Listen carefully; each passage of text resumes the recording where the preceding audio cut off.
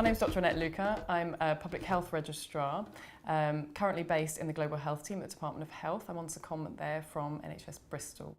I went to Endalagi Hospital, which is in the northwest of Tanzania, and I went between 2005 and 2006. I thought this would be a really good opportunity for me to really see how global health impacted on the ground, so working with a local community and really understanding what global health meant for a community in a public health setting. While we're out there, I think one of the things that I did face was that a lot of people don't really understand what a public health doctor can or should do.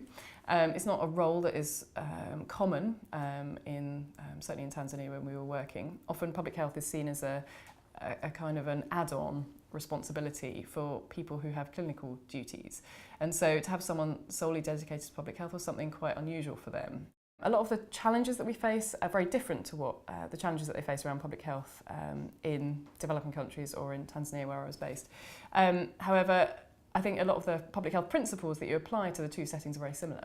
Some of the high points were around engagement with the villagers and really trying to understand what they wanted. And the experience that I personally gained from that was really rewarding in terms of sort of trying to get groups of people together in various places, whether that be on the side of the road or in a village setting.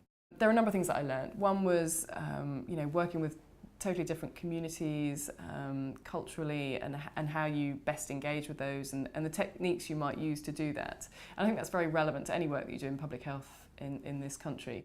I also undertook some teaching. I did training in ways that I wouldn't necessarily normally do. I was responsible for actually pulling this team together around primary care within the hospital, and people really looked to me as a kind of lead in this area, which I hadn't necessarily had up to that point in my career. So I think all of those skills I definitely take with me in my public health training now going forward.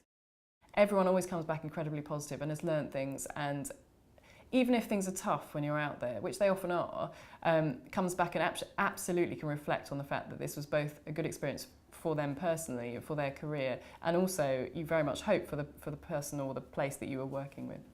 If you look at public health and the public health challenges that we face, both in the UK and abroad, clearly the boundaries are very blurred. So both in terms of infectious diseases and the impact of non-communicable diseases, both ways. So in terms of what happens globally and what happens in the UK, you can't separate the two these days. So I think actually, my experience has really illustrated that for me and given me sort of an increased drive to giving a global health dimension to my public health work. My advice for others would be, if this is something you're interested in, plan ahead.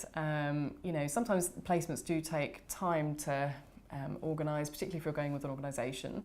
There are lots of different opportunities within the organisations now that may be local to you, that may be links or interests of senior clinicians around you that you could perhaps tag onto.